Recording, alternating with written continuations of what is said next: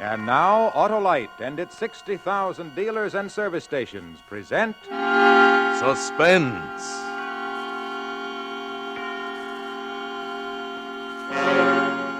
Tonight, Autolite brings you Mr. Robert Montgomery in The Thing in the Window, a suspense play produced and directed by Anton M. Leader.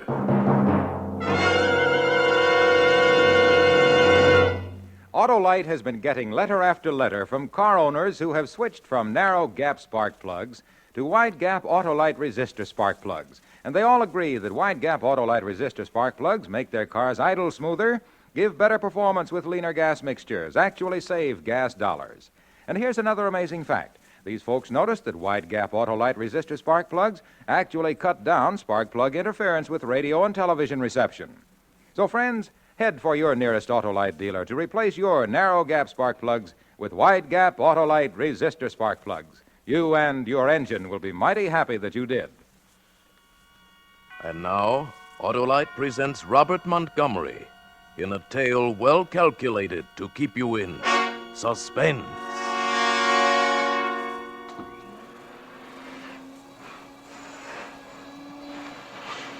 Mary, Yes, Mr. Ames. turn that vacuum cleaner off for a minute, will you, and come over here. I want to show you something. Yes, sir. Right here, out this window.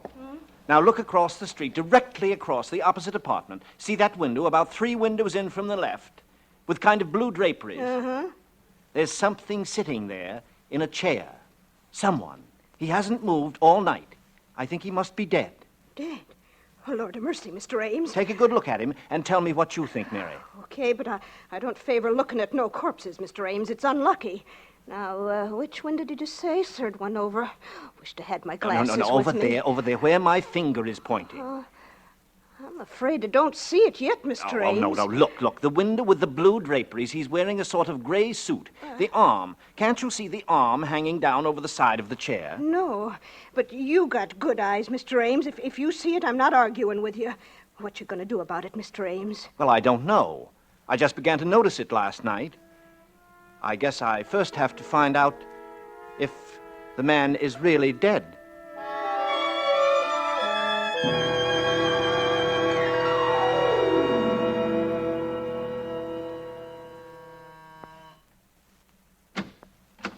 Yeah?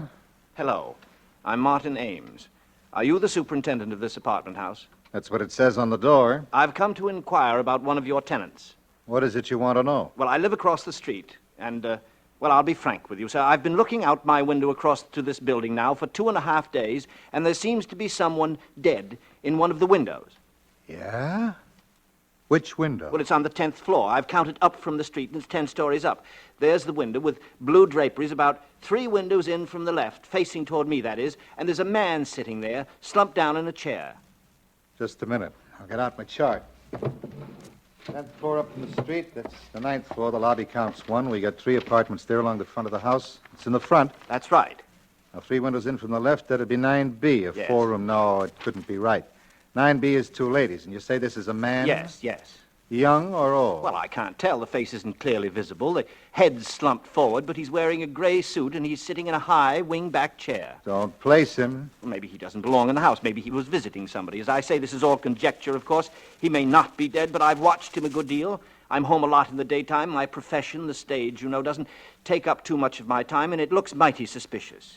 Okay. I'll check it. Do you mind if I stay around? No. Sit down. I'll give 9B a ring first on the house phone.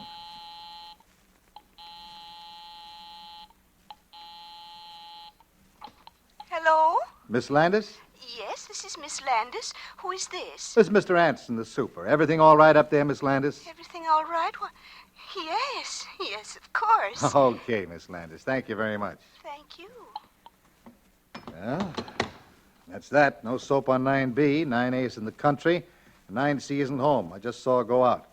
I'll go up there a little later and take a look around. Well, what about this 9A, the people in the country? Well, maybe. They're an old couple. He could have come back and had a heart attack up there by himself. Or maybe somebody else. Some other person could have been using the apartment while they were away. Maybe. I'll take a look in anyway. Only if I got the window straight like you said, it ought to be 9B. Oh. The 2 single ladies? Yeah, only It couldn't be them. They're real old maids. Say, if they knew you thought there was a man in that apartment, the two of them would just about jump out of their skins. Well, I don't know what to say. If you're sure, it must be that apartment. Oh, yeah, that's the place. But you probably just made a little mistake. You know how your eyes can play tricks on you? After all, it is quite a wide street. No, I don't think I made any mistake.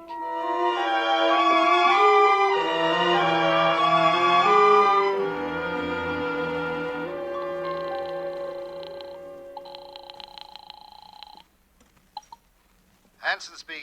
Oh, hello, Mr. Anson. This is Mr. Ames. Again? It's not there. But, Mr. Anson... I checked up on the 3 apartments this morning. No dead bodies in the whole place. But I can see it. It's still there. Okay, just where? Just tell me where. In that same window, the one you said was 9B. Have you gone inside 9B? No, but I asked them if anybody was sick or dead, and they said no. You asked them? Why don't you search the apartment? Me? You mean break in? No. Just ring the bell and walk in and do it. Yeah? Not without a search warrant from the police. These apartments, you know, don't belong to me. I just take care of the building for the company. Well, then let's call the police. Not me, mister. I didn't see no dead body up there. Then I will. After all, somebody's got to do something.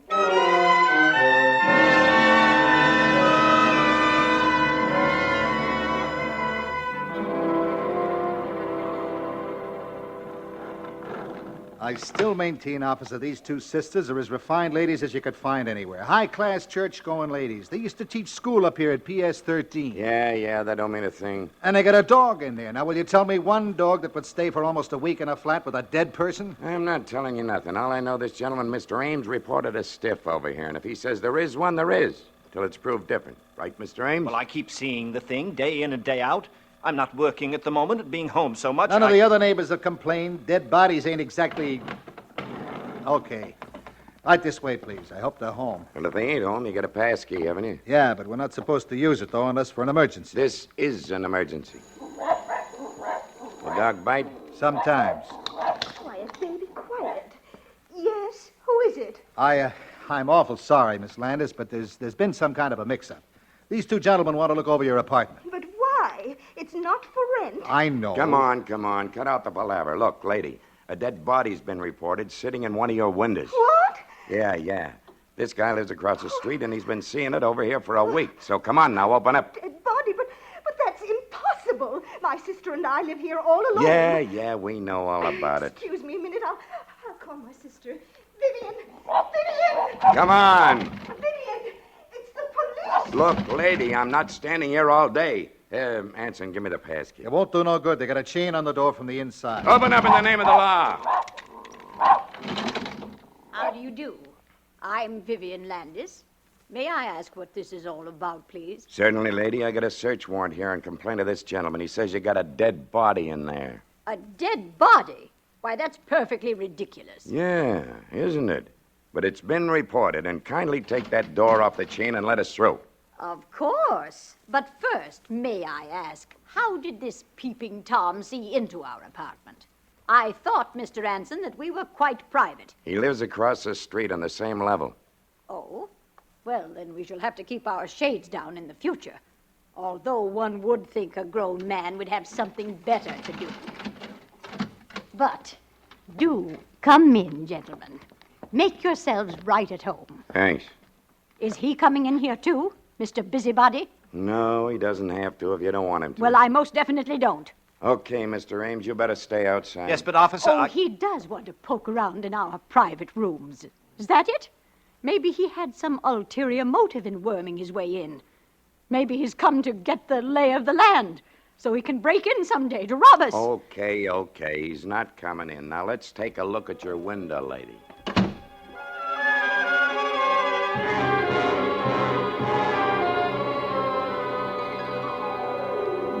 Ames, Yes, officer? what's the big idea? You didn't find it? No. That's very strange. Yeah? The only thing strange about it is your eyesight. You ought to get your glasses changed. There wasn't anything in 9B? No. I don't understand it. How could I have seen it so distinctly and it not there? But perhaps it isn't in the window now. Perhaps they hid it while we were waiting outside that door. Hid it. Now, where does one hide a dead body in a 4-room flat? I looked in all the clothes closets, under the sofas, in the chests. Well, perhaps they got it out with some help. What about that fellow Anson? He acted so nervous and subservient. Maybe, but I doubt it. Anson's been running this house a long time, and he's a family man. It'd be taking an awful chance. I see. Well, you probably think that... You know, it's so terrible to keep seeing it and seeing it, feeling that it's slowly decaying in there in secret.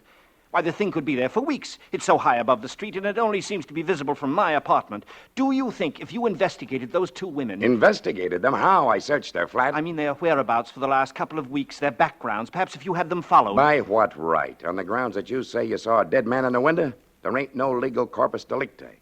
And don't you think so, my friend? I know. That's the awful part of it for me.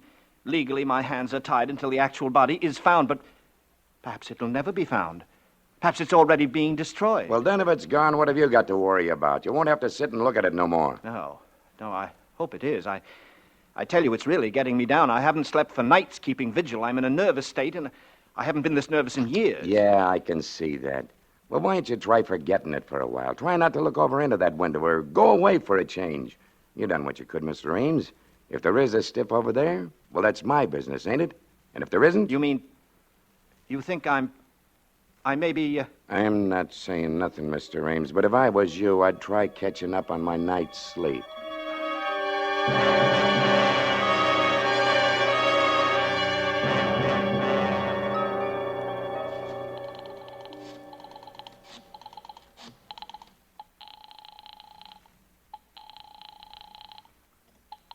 Hello? Miss Landis, I'm sorry to disturb you at this time of night, but I'm desperate.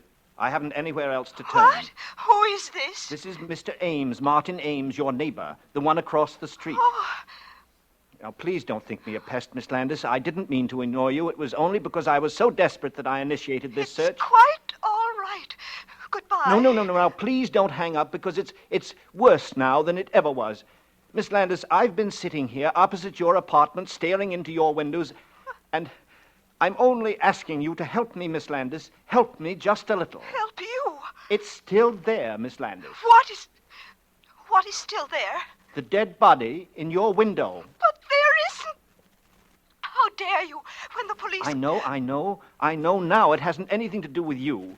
But would you do me just one favor, Miss Landis? Would you go into your living room and check just once more? I won't.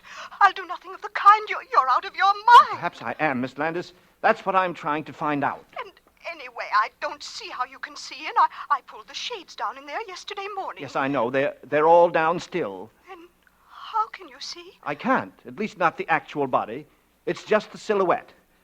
I'm not maligning you or your sister, Miss Landis. If there's someone dead in there, it's not you who are doing it, but think of me. If you could just be here and look over and see the shadow of those quiet fingers and that shoulder and that head. Oh, please, stop it. Stop it. It's not here. It isn't. Tell me just one thing, Miss Landis. There is a chair by that window, though, isn't there? Yes, there's a chair. A high-backed wing chair. Yes.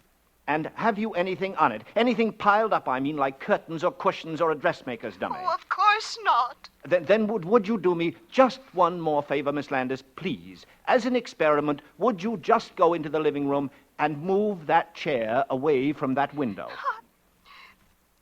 If I do it, will you stop pestering us? Will you let us alone forever? Yes, if it works.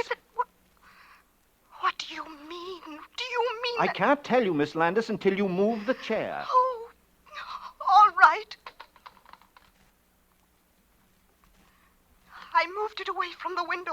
It's at the other end of the room, and there's nothing in it. It's empty. I see. Well, thank you very much, Miss Landis. I know what I have to do now. You mean... Yes, Miss Landis. It's still there.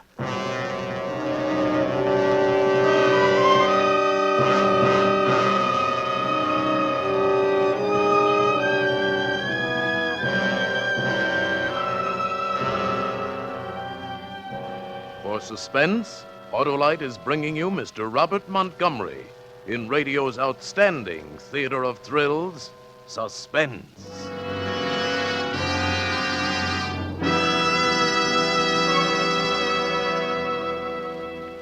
Say, Hap, what have these stars around here got that I haven't got? Why, let's see, Harlow. Fan mail? Well, by Cornelius, I got you there. I've got fan mail, too. Leastwise, Autolite resistor spark plugs has. And by happy coincidence, you just happen to have a letter here. Huh? Right you are. One from Mr. Neil Miller of Longmont, Colorado, who says in his letter, Dear Harlow, that's me, a short time ago I put a set of Autolite resistor spark plugs in my new car. And let me tell you, they more than live up to the peerless, punchy, power-packed Wilcox praise you give them on Suspense. That guy's got the facts down. He sure has. And the letter goes on, since I switched to wide gap Autolite resistor spark plugs, my car idles smoother, gives better performance at low speeds, and runs better on lean gas mixtures. What's more, I noticed that Autolite resistor spark plugs cut down spark plug interference with my own and friends' radios. What do you think of that, Hap? He should be writing your material. Well, friends, Autolite resistor spark plugs give you all the advantages Mr. Miller writes about because of its unique built-in resistor. And only Autolite offers car and truck owners everywhere the sensational advantages of Autolite resistor spark plugs. So switch to wide gap Autolite resistor spark plugs tomorrow. Remember, you're right with Autolite. And now, Autolite brings back to our Hollywood soundstage Mr. Robert Montgomery as Martin Ames in Lucille Fletcher's story, The Thing in the Window. A tale well calculated to keep you in suspense. When you can plainly see a corpse in the window of an apartment across the street, a corpse that no one else can see, not even the police you send to investigate, what are you to think? And what are the tenants of that other apartment to think?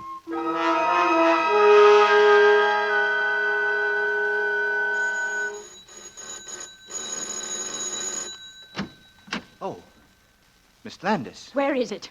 I want to see it at once. Yes, Miss Landis, come in. I do hope you'll excuse my appearance. I've just passed another sleepless night. So has my sister, and so have I.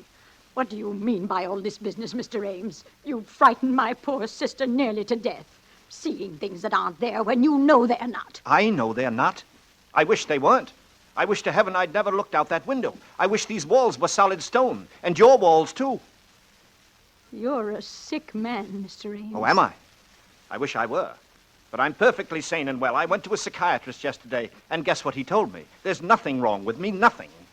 I can't believe that. To you, I suppose it's a form of madness to persist in seeing this hideous image. But not to me, Miss Landis. I've finally come to an entirely different conclusion. And what is that? The supernatural. The supernatural? A ghost? What nonsense, Mr. Ames. Yes, I suppose it is nonsense to you, isn't it? You've been a school teacher. You believe in logic, common sense, the things that give a pretense of solidity to this frail little life of ours. But I'm an artist. I've always had a feeling for the thing beyond, the intangible, the shadowy. And sometimes out of the shadows we glimpse the yawning fangs of the eternal. You put things rather oddly, Mr. Ames. Just exactly what do you mean? Simply this. I checked on that building with the real estate agents yesterday afternoon after I'd left my psychiatrist, and there was a murder. In our apartment? The report didn't say. You know how they try to hush these things up, but it was a man, a young man, the lover of one of the tenants, a Miss Sweetser. Sweetser? Why, that's the name of the people who lived there before us. But they were an elderly couple, Mr. and Mrs. Sweetser. I never saw any Miss Sweetser. She died. She was the daughter. She killed herself afterwards by jumping out one of the windows. Oh, how perfectly awful. It's rather a ghastly coincidence, isn't it? Was it out our window? Who knows? She must have been a very neurotic person, though, this Miss Sweetser. Half crazed almost with love or jealousy. I checked on the details in an old newspaper. She cut his throat, nearly decapitated him. And it said that when they lifted his body out of the chair later... Excuse me, Mr. Ames. I'd rather not hear. I still can't believe... If there is something, if there could possibly be something, why haven't we seen it, too? Why should you... Haven't you seen it, Miss Landis? No. You're sure? Never? Perhaps in the middle of the night, getting up and passing that room, seeing that chair outlined against the window? Oh. Just in passing, perhaps? You've never had a glimpse? No. I really must be going. No. Please stay and look at it. I want you to see it out of my window. My sister Elaine, she's so nervous. I just can't leave her alone so long. But then how will I know, Miss Landis? I thought you came here especially. It'll only take a minute. It's right here in this bedroom. I just have to let up the Venetian blind. Miss Landis. Miss Landis.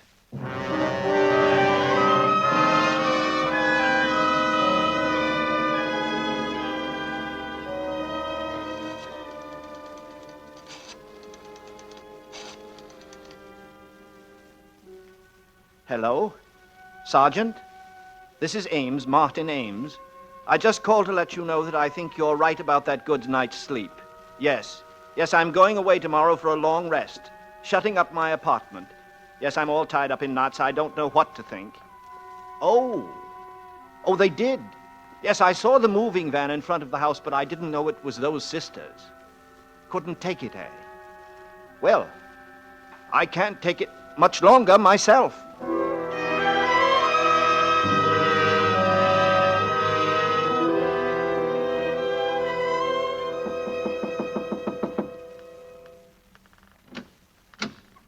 Well, Marty, bravo, bravissimo, old boy. Shh, not so loud. Why all the mystery? The superintendent here doesn't like me. I should think he would not like you, grabbing this beautiful apartment right from under his nose. He probably had it promised to a friend. But you've got it now, Ronald, just as I said. So I have, old boy, so I have. And it's beautiful. I'm crazy about it. You've outdone yourself. You've been more than generous. Think nothing of it, Ronald. I'm glad to do it. For such a distinguished colleague. It certainly was nice of you. And I wish I could do something in return, Marty. I really do. Perhaps that play I'm doing next season. There's a part in it, a very small part, but very necessary. Thanks just the same, but I'm doing pretty well just now, Ronald. Oh. Do you, like the place, Ronald? Like it? Look at that living room, those gorgeous casement windows. It's like a stage. And what a place for parties. I don't know how you found it, Marty, in this housing shortage. You must have a sweetheart in the real estate business. Oh, I managed. Why, when your call came, I wouldn't trust this to anyone but myself. I left the whole cast just standing there on the stage while I came over. Tell me, how did you do it? Oh, it's rather a long story. Let's sit down, shall we? Here, in the living room.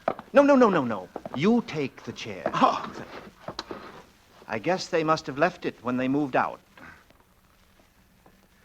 Well, to be frank, Ronald, I got this apartment by a ruse. a ruse?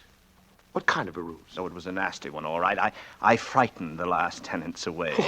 I told them I saw a dead man sitting here in this window. Oh, no, not really. How clever of you. But, of course, there wasn't. No, of course not. I made him up out of whole cloth. You see, I live across the street, directly across, in that apartment with the striped curtains. Oh. They were very scary women. I used to watch them from my own place, always going to bed early, always pulling down the shades at night. I know the type. Then there was this chair by the window. That very one that you're sitting in now. Really? One night, just sitting there late, I got an amusing thought. There was a kind of shadow across the chair that night. Reminded me a little bit of a corpse.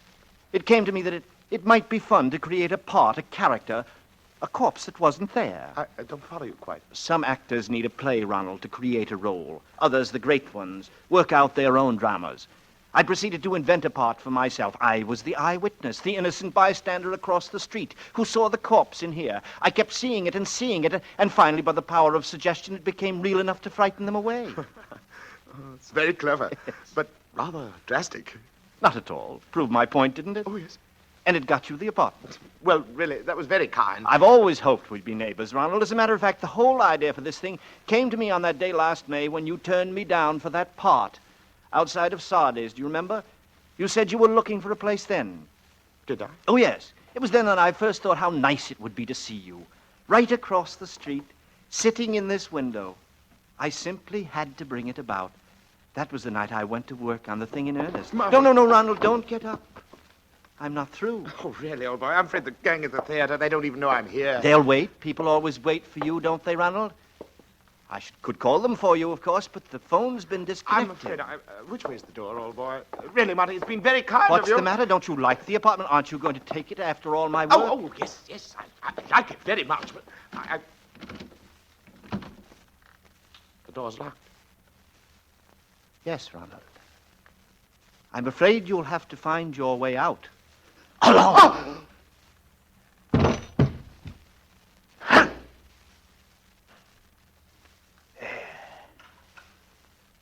That'll keep you quieter. Silence always became you better than all that ranting and glibness and charm, Ronald. And now, I've got the part for you. A part to end all parts. You play it, of course, entirely in a chair. There isn't much action, not a line to say. You just sit, Ronald. You sit in this chair by the window. It'll be the greatest performance of your career. You liked to hog all the fattest roles for yourself, didn't you? Well, this is a part that's been talked about up and down this street for weeks. You'll play the part of a ghost, of a corpse that never was, an hallucination in my brain. And who'll be your audience? I will. I, the insignificant, outmoded ham who wasn't fit to appear in your precious plays, but good enough to put you here. Who's the better actor now, Ronald? Goodbye, Ronald. No one will see me go out, but I'll see you across the street. Okay, Miss Landis, I got the pass key right here. That's so kind of you, Mr. Ransom. Personally, I begged her to leave the old thing here and had you throw it out, but Elaine listened. It's Mr. Ames. Ames. Yes, I was just going. I couldn't resist coming up and making one final check just for myself. The door seemed to be open, and anyway, the illusion's quite vanished. Quite. There's nothing there. Really, Mr. Ames? That's good. All right, Mr. Ransom. Will you ask the moving men to go in there now and take away the chair?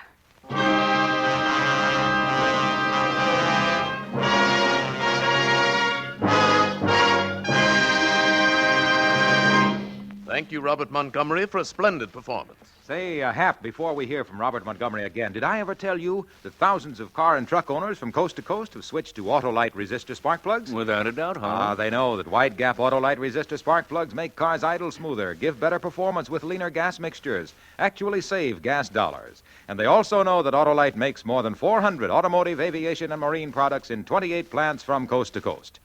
So switch to Autolite, because only Autolite offers car and truck owners everywhere the sensational advantages of resistor-type spark plugs. You're right with Autolite. And remember, Autolite means spark plugs. Ignition-engineered resistor spark plugs. Autolite means batteries. Stay full batteries.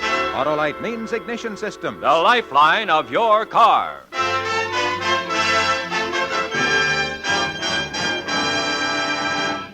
And now, here again is Mr. Robert Montgomery. It has been a great pleasure to return to Suspense.